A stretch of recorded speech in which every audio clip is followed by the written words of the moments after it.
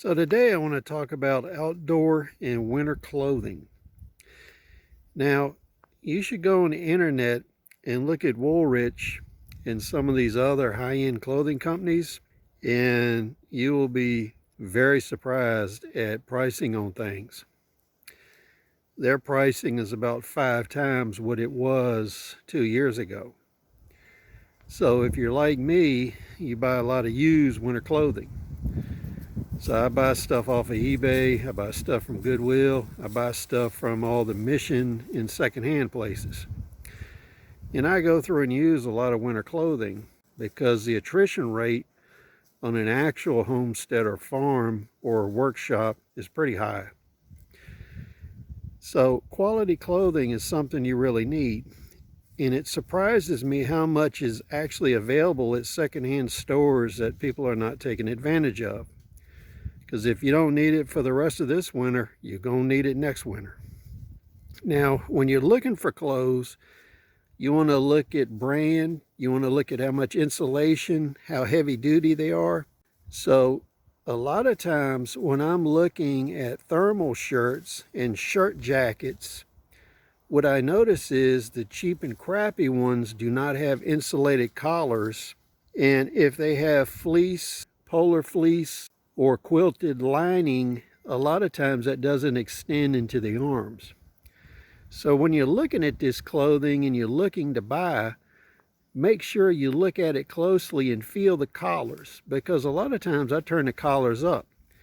And if you have a thermal shirt or you have a insulated shirt and it doesn't have insulation in the collar and it doesn't have insulation in the sleeves, that's going to be a real problem for you because you're going to have cold spots.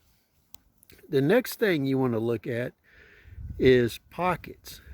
Now, I like a lot of pockets on my outdoor gear because I have small parts, nuts and bolts, a lot of work stuff I carry when I'm working on stuff.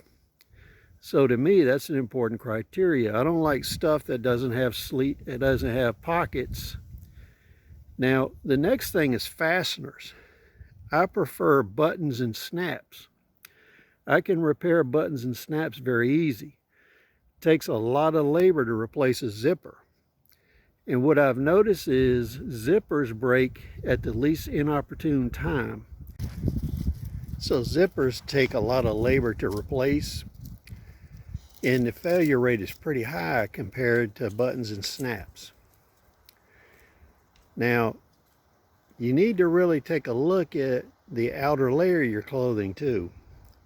A lot of times you can buy canvas outer layers on work clothing. And if you're going to be doing a lot of heavy labor and you're dealing with wind, that's going to be an important thing.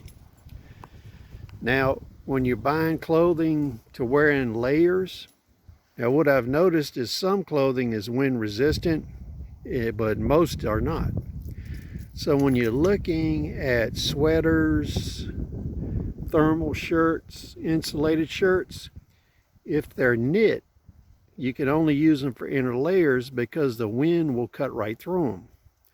So what you want to look at is a mix of fleece and knit, canvas and fleece, or something like that that gives you a wind barrier layer. So just a few thoughts and comments on buying used clothing. So please share your thoughts. We'll see you on the next video.